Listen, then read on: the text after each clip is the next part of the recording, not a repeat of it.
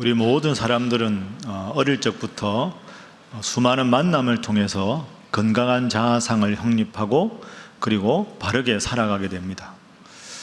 태어나서 살아가면서 누구를 만나는가 참 중요하죠. 좋은 부모님을 만나고 좋은 배우자를 만나고 좋은 친구를 만나고 좋은 선생님을 만나고 그러면서 나의 부족함을 바라보게 되고 더 건강한 자아가 형성되고 더 훌륭한 인격체로 자라게 되는 겁니다. 그렇게 보면 저는 아주 행복한 사람이죠. 여러분처럼 훌륭한 성도들을 만나서 이렇게 신일교회 담임 목사로 제가 사역을 하고 있습니다. 이렇게 한 개인이 누구를 만나느냐에 따라서 그 사람의 자아에 끼치는 영향이 아주 중요하다. 그래서 미국의 심리학자인 조지 허버트 미드라고 하는 학자는 인간이 자아를 형성하는 데 제일 중요한 사람들, 의미 있는 사람들, 의미 있는 타인들, 그래서 significant others라는 말을 씁니다. 의미 있는 타인들이 필요할 때마다 나의 건강한 자아상에 결정적인 좋은 영향을 주면 그만큼 그 사람이 아름답고 성숙한 인간 존재가 될 수 있다 하는 것이죠. 여러분, 그런 맥락에서 오늘 본문을 보면 오늘 본문은 이 사울이 바울이 되는 이야기입니다. 여러분 아시는 대로 바울은 기독교 역사상 가장 위대한 사도인데 이 바울의 원래 이름이 무엇이었습니까? 사울이었습니다. 사울일 때 이 사람의 모습은 하나님을 위하는 삶은 예수님을 믿는 사람들을 박해하는 일이라 생각해서 끔찍하게도 예수님을 박해하러 돌아다녔던 사람이 사울입니다. 이 사람이 이제는 완전히 바뀌어서 예수님의 이름을 전하기 위해서 목숨까지 거는 위대한 사도 바울로 바뀌는 거죠. 그러니까 사울이 바울로 바뀌게 되는데 여기에 결정적인 공헌을 한 인물이 있습니다. 그 인물이 바로 아나니아라는 사람입니다.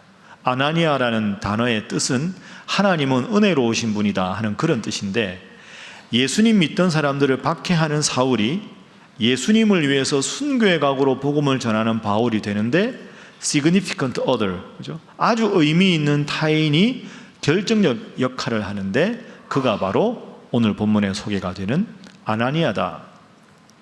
그럼 이 내용을 좀 더 한번 자세하게 살펴보겠습니다. 자, 바울이 되기 전에 사울이 얼마만큼 예수님 믿는 사람들을 박해했는가 그것부터 한번 살펴보죠. 오늘 우리가 사도행전 9장을 읽었는데 그 앞에 2장을 내려가면 사도행전 7장에 보면 초대교회 7 집사 중에서도 아주 훌륭했던 스데반이라고 하는 인물이 나옵니다. 근데 스데반은 예수님의 이름을 열심히 증거했습니다. 예수님은 하나님의 아들이다. 예수님을 믿어야 한다. 그걸 열심히 전하니까 그걸 듣기 싫었던 유대주의자들이 그만 흥분해서 돌을 들어서 스데반을 돌로 쳐서 죽입니다. 여러분, 이게 얼마나 끔찍한 일입니까? 여러 사람이 돌을 들어서 쳐서 한 사람을 죽이는 거죠. 그런데 죽는 순간까지도 스데반은 그들을 향해서 원망하지 않습니다. 여전히 예수님이 하나님의 아들이라고 외치죠. 자, 스데반의 그 안타깝지만 장렬한 순교의 장면 우리가 한번 화면으로 확인해 보겠습니다. 7장 60절 말씀. 무릎을 꿇고 크게 불러 이르되 주여 이 죄를 나를 향해서 돌을 던지는 저들에게 돌리지 마옵소서. 이 말을 하고 스데반이 순교합니다. 그런데 이 스데반이 순교하는 그 장면에 사울이 등장합니다. 사울도 당연히 예수님 믿는 사람들을 박해하는데 스데반이 예수님의 이름을 증언하니까 아마도 돌을 들고 스데반을 향해서 던졌던 무리 중에 한 사람이겠죠. 잘못된 열심이 이렇게 사람을 무참하게 무서운 존재로 만들어버립니다. 자, 자기 돌에 맞아서 지금 죽어가는 스데반을 바라보면서 사울이 무슨 생각을 했을까요? 한번 확인해 보겠습니다. 8장 1절. 자, 함께 한번 읽어볼까요? 시작. 사울은 그가 죽임당함을 마땅히 여기더라. 여러분, 이게 무서운 말입니다. 눈앞에 사람이 피를 철철 흘리며 죽어가고 있는데 죽어 마땅한 사람이다 이렇게 생각을 하고 사울은 아무런 양심의 가책도 느끼지 않는 겁니다. 누구라도 아무리 나쁜 짓을 했던 사람도 죽어가는 순간이면 참 마음이 힘들고 안타까울 텐데 마땅히 예수 이름을 증언했으니까 너는 죽어 마땅하다 어떻게 보면 참 냉정하고 참 무서워 보이는 이름의 사울이라는 사람. 하나님을 위한다는 이름으로 예수님 믿는 사람을 죽이면서도 아무런 양심의 거리낌을 갖지 않는 사람. 잘못된 신앙의 열심이 얼마나 사람을 무섭게 만드는가, 사울이 그 모습을 여실하게 보여주고 있습니다. 자, 그리고 이어지는 장면이 오늘 9장입니다. 여전히 사울은 예수님 믿는 사람들을 잡아들이는 일에 혈안이 되어 있습니다. 화면으로 확인해 보시죠. 9장 1절 2절입니다.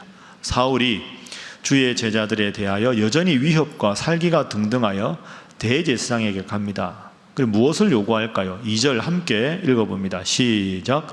다메섹 여러 회당에 가져갈 공문을 청하니 이는 만일 그 도를 따르는 사람을 만나면 남녀를 막론하고 결박하여 예루살렘으로 잡아오려 함이라. 아멘.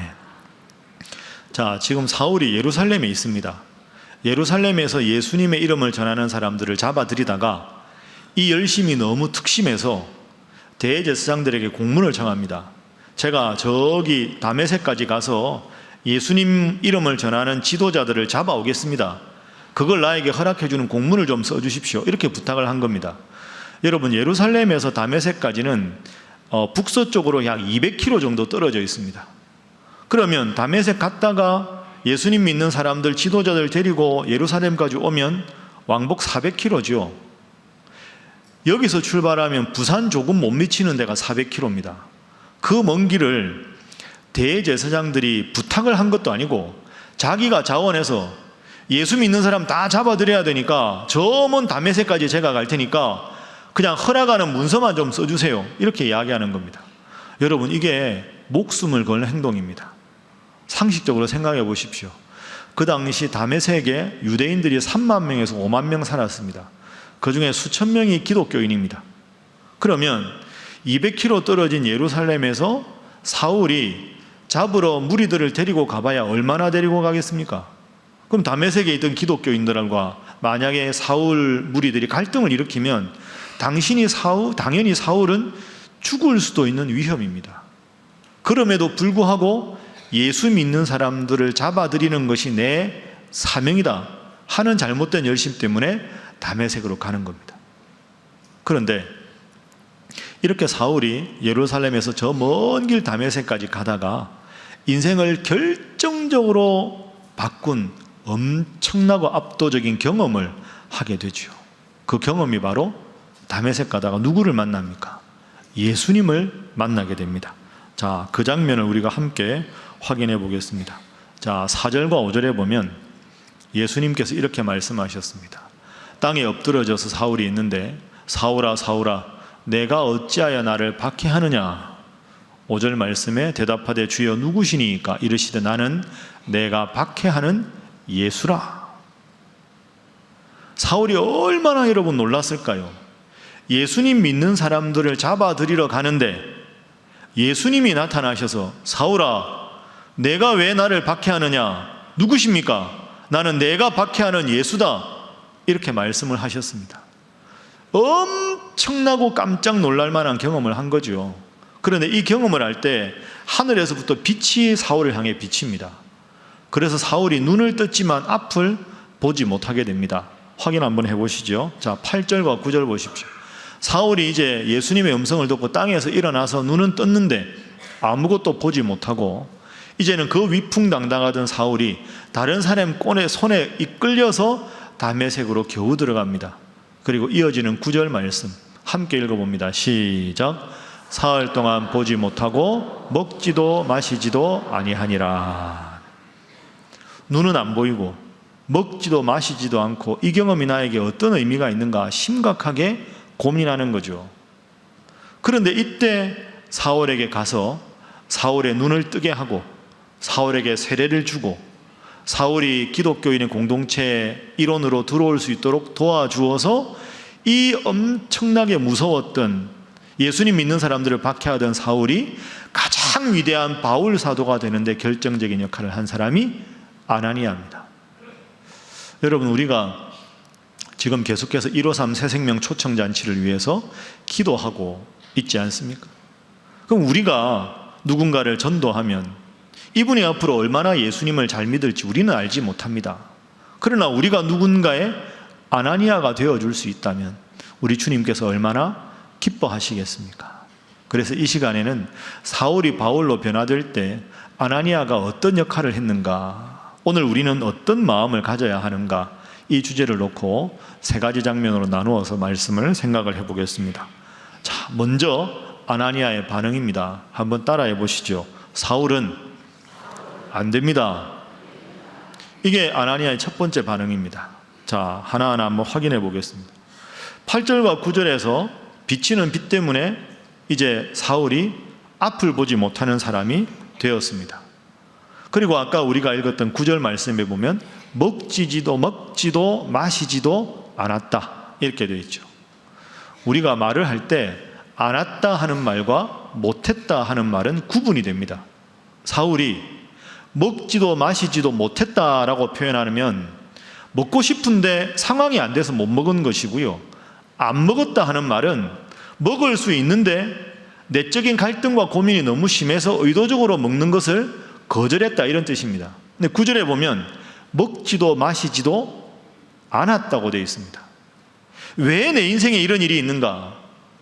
예수님 믿는 사람들을 박해하는 게 하나님 제일 잘 믿는 일이라 생각해서 내가 예수 믿는 사람 잡으러 가는데 예수가 나에게 나타나서 너는 왜 나를 박해하느냐 말을 했다. 도대체 예수는 어떤 분인가? 내 인생은 지금 바르게 살아가고 있는가? 앞으로 나는 정말로 어떻게 살아야 하는가? 이 고민이 너무 커서 먹을 수도 없고 마실 수도 없는 그런 상황이 되어버렸습니다. 그만큼 이 경험이 사울의 마음속에 큰 갈등과 고민을 안겨주었다 하는 것이죠. 그렇게 전전긍긍하고 있는데 드디어 하나님께서 10절에 아나니아에게 말씀을 주십니다. 자, 우리 10절 말씀 함께 한번 읽어봅니다. 시작. 그때 다메섹에 아나니아라 하는 제자가 있더니 주께서 환상 중에 불러 이르시되 아나니아야 하시거늘 대답하되 주여 내가 여기 있나이다 하니. 아멘. 환상 중에 주님이 나타나셔서 아나니아야 부르십니다. 예, 주님 제가 여기 있습니다. 말씀하십시오. 하나님께서 드디어 아나니아에게 말씀을 하시죠. 어떤 말씀을 하시는가? 11절 12절 화면 보십시오. 주님이 말씀하십니다. 일어나라 아나니아야. 일어나서 직가, 그죠?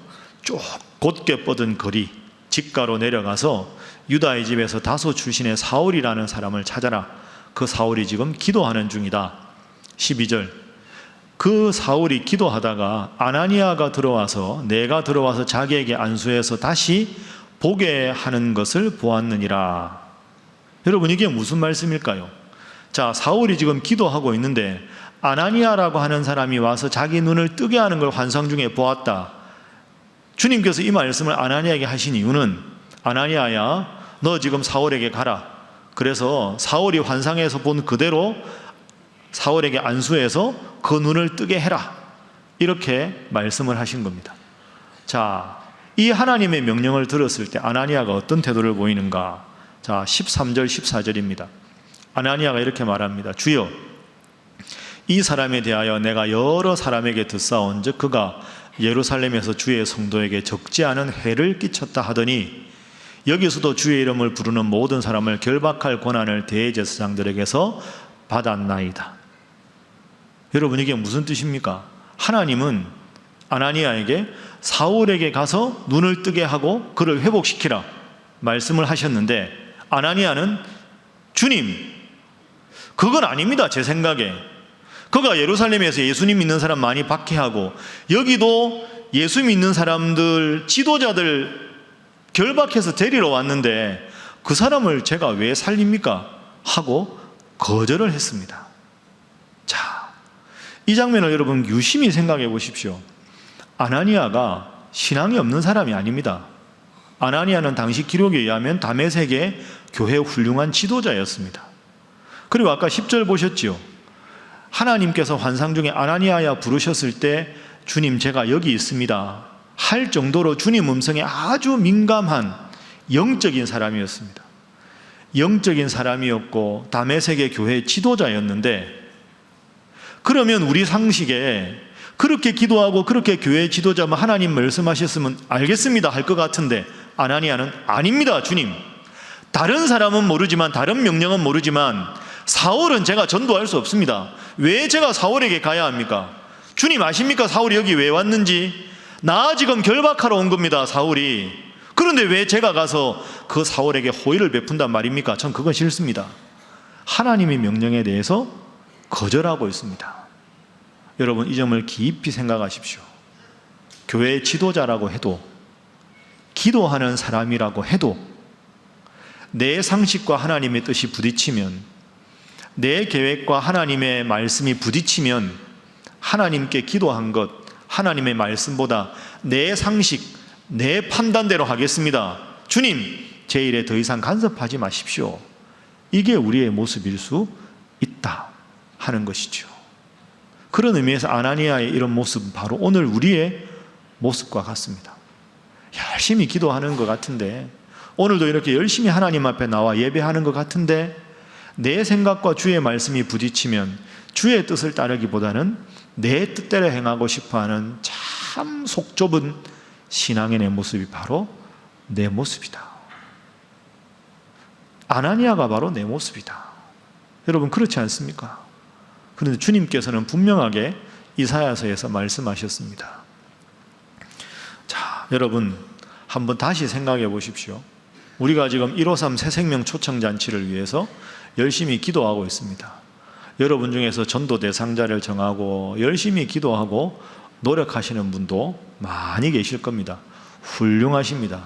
그런데 또 다른 분들은 아무리 전도할 사람도 없고, 그 사람은 성격이 아니야. 그 사람 지난번에 하니까 안 한다 그래, 안 온다 그래.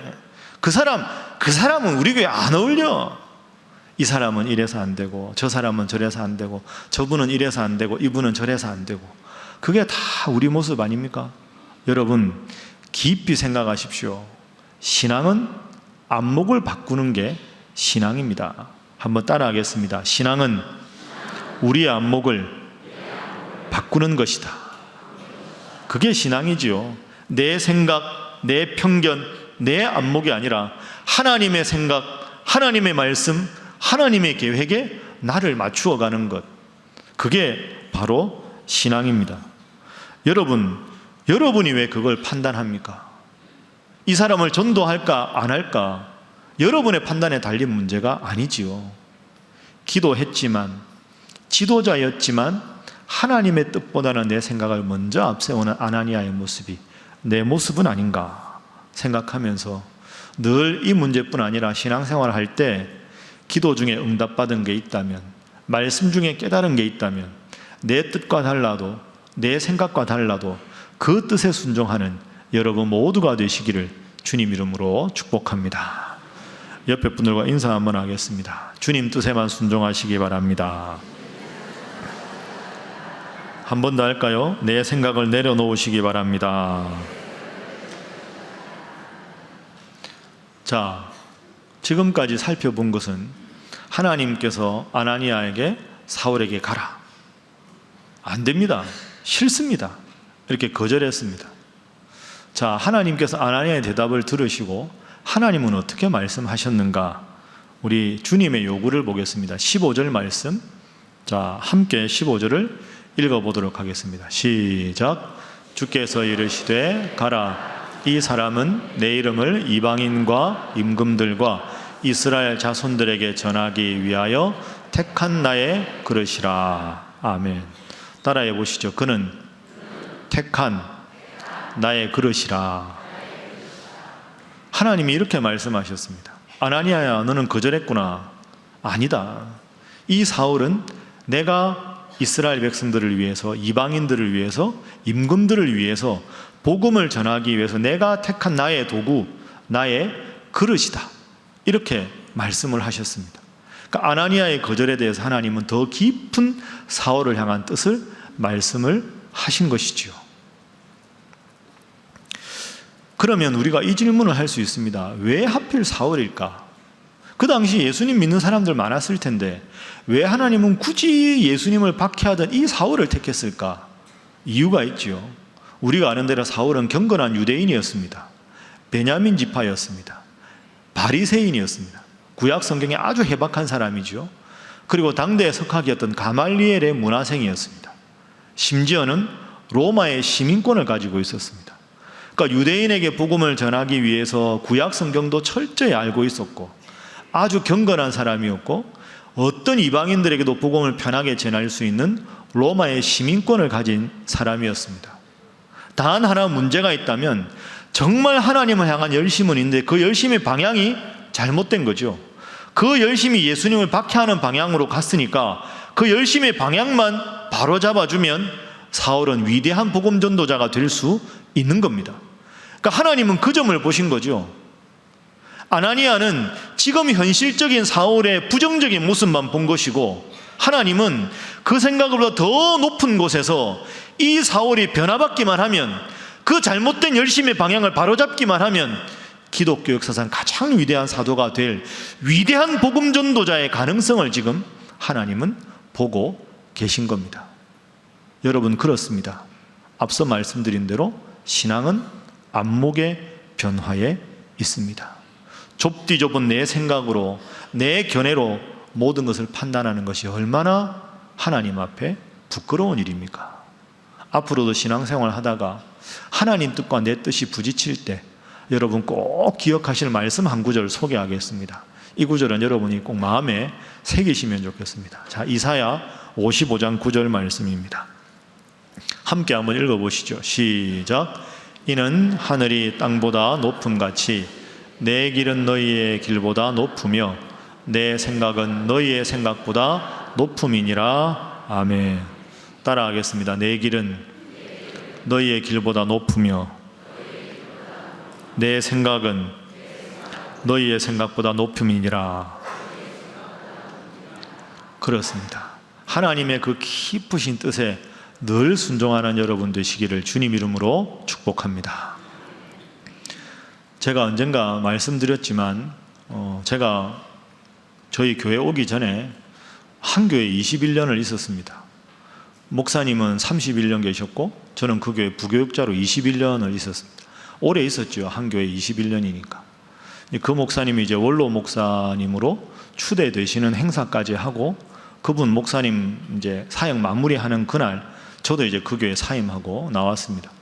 제가 마음에 가장 존경하는 목사님. 그 목사님은 저희 부목사들에게 자주 그런 말씀하셨습니다. 예배 끝나고 설교하고 나오는데 교인들이 은혜 많이 받았습니다 하면 감사합니다 하고는 우쭐대서는 안 됩니다. 신방을 갔는데 목사님이 우리 교구 목사님이라 감사합니다. 기도해 주셔서 너무 고맙습니다. 아무리 칭찬해도 그 칭찬에 우쭐거려서는 안 됩니다. 그러면서 우쭐거리지 말라는 말씀을 우리끼리 있을 때는 좀 더 이렇게 고상한 표현이 아니라 아주 직설적으로 투박하게 말씀하셨습니다. 저희한테 이렇게 말씀하셨죠. 저는 아들뻘이니까 배 목사, 예, 금방 떨지 마라. 금방 떨지 마라. 이 말씀을 참 저희들한테 자주 하셨습니다. 고상한 표현이 아니죠. 그러나 저는 그 조언이 참 훌륭한 조언이라고 생각합니다. 금방 떨지 마라. 목사가 하나님의 도구인데 쓰임받았다고 종인 주제에 금방 떨어서 되겠느냐. 사람이 그러다가 망한다. 그러다가 실수한다. 여러분들 금방 떨지 마라. 그 말씀 참 많이 하셨습니다. 여러분 인생의 실수가 어느 지점일까요? 이 지점 아닐까요? 하나님께 기도하고 하나님이 주시는 마음이 분명히 있는데 내 생각을 먼저 앞세우고 내 뜻대로 내 주장대로 하다가 결국 실수하고 실패하는 것 아닙니까? 그게 인생의 쓰라린 고통이고 아픔이죠. 성숙한 신앙인이라고 하는 것은 내 뜻대로 마옵시고 아버지 뜻대로 되기를 원한다. 그게 우리 예수님의 겟세마네 기도 아니었습니까? 여러분 제가 설교단에서 여러분들께 감히 금방 떨지 마십시오 이렇게 말씀드리지는 못하지만 그러나 아나니아는 자기 생각이 있었지만 하나님은 아나니아야 나는 저 사울을 위대한 복음 전도자로 쓸 것이다. 내 생각은 너희의 생각보다 훨씬 더 높고 훨씬 더 깊다. 이 말씀을 아나니아에게만 주시는 말씀이 아니고 먼 옛날 이사야서에 기록된 말씀이 아니라 오늘 여러분들 각자에게 주시는 말씀으로 깨닫고 여러분의 생각보다는 하나님의 뜻을, 여러분의 판단보다는 하나님의 말씀에 입각해서 늘 살아가실 수 있기를 주님 이름으로 축복합니다. 옆에 분들과 인사하겠습니다. 늘 주님 뜻만 따르시기 바랍니다. 한 번 더 할까요? 잘 하실 줄 믿습니다. 자, 이제 아나니아가 마지막 장면에서 어떻게 변하느냐. 하나님이 내가 사울을 선택했다. 이 말씀을 딱 들으니까 아나니아가 참 그래도 훌륭한 사람입니다. 자, 17절에 보면 아나니아의 모습이 나옵니다. 아나니아가 이제 주님 명령대로 순종하기로 합니다. 사울이 있는 그 집에 들어가서 그에게 안수합니다. 그리고는 형제 사울아, 주 곧 내가 오는 길에서 나타나셨던 예수님께서 나를 보내어서 너 사울로 다시 보게 하시고 성령으로 충만하게 하신다. 이렇게 말합니다. 여러분, 여기서 아나니아가 사울을 뭐라고 부릅니까? 따라하겠습니다. 형제 사울아. 형제 사울아. 여기서 형제라는 단어가 참 중요합니다. 이 형제라는 단어는 한 집안의 식구로 맞이하겠다 이런 뜻이지요. 한번 상상력을 발휘해 보십시오. 아나니아가 하나님 명령 받기 전에 다메섹에 우연히 지나가다가 사울을 만났으면 그때는 아나니아가 사울을 뭐라고 불렀을까요? 왼수 사울아! 이렇게 불렀을 수도 있을 텐데 하나님 명령을 딱 듣고 나서 보니까 내가 이제 이 사람을 우리 기독교인 공동체 일원으로 맞이해야 되겠다. 이 사람의 어려울 때 도움이 돼야 되겠다 하고는 한 공동체 일원으로 가족으로 맞이하면서 형제라고 부릅니다. 그리고는 그의 머리에 손을 얹고 안수를 합니다. 안수기도 하니까 그 가려졌던 비늘 같은 게 싹 벗겨져서 눈이 보이게 됩니다. 그리고는 음식을 먹고 강건해지고 사울에게 세례를 줍니다. 그리고는 사울이 성령이 충만해서 바울로 변화가 됩니다. 여러분, 이 장면에서 아나니아는 주님 시킨 대로 했지만 자기에게 안수받은 사울이 그렇게 위대한 바울이 되리라고는 상상을 못했을 겁니다. 그저 시키는 대로 한 것밖에 없는데 아나니아는 사울이 눈을 뜨게 되는 기적을 체험하게 되는 가장 중요한 변화의 결정적인 significant other, 그죠? 의미 있는 타인으로 자리매김하게 됩니다.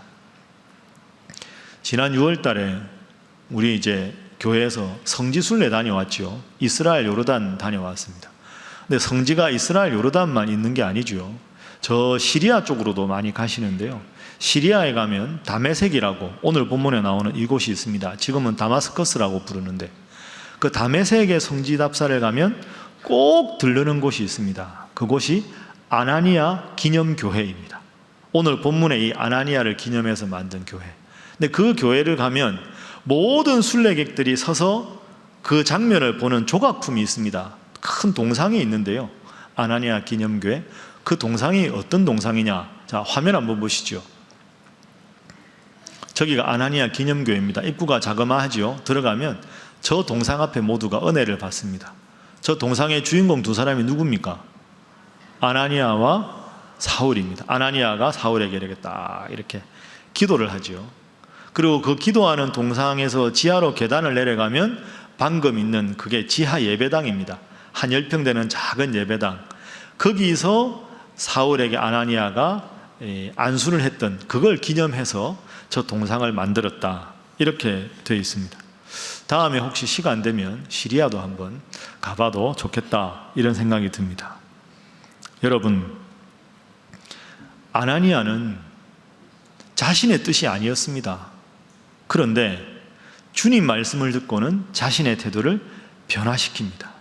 그리고는 형제 하고 부르고는 사울에게 안수합니다. 그래서 위대한 바울이 되는 결정적인 인물이 아나니아가 됩니다. 아나니아와 비슷한 역할을 했던 한 사람을 여러분에게 소개하겠습니다. 에드워드 킴볼이라고 하는 교회학교 선생님이 있습니다. 이 아나니아와 비슷한 에드워드 킴볼이라는 선생님은 1800년대 초반에 미국의 보스턴의 한 작은 교회학교 교사였습니다. 어느 날 교회를 가다가 한 아이가, 초등학생 정도 되는 아이가 자기 반에 오게 됐어요. 그래 그 아이가 자기 반에 왔으니까 그 아이에게 성경도 사주고 열심히 기도를 해주는데 보니까 그 아이가 글을 읽을 줄을 몰라요. 너 어디 있니? 그러니까 그 구두방에 그냥 이렇게 점원같이 있는 아이였어요. 그래서 킴볼 선생님이 매주 오면 그 아이에게 성경을 선물했으니까 글자를 익힐 수 있게 해주면서 성경도 읽게 하고 주일에 올 때마다 머리에 손을 얹고 열심히 기도를 해줬습니다. 너는 앞으로 훌륭한 사람이 될 거야. 하나님 말씀을 잘 전하는 훌륭한 복음 전도자가 될 거야.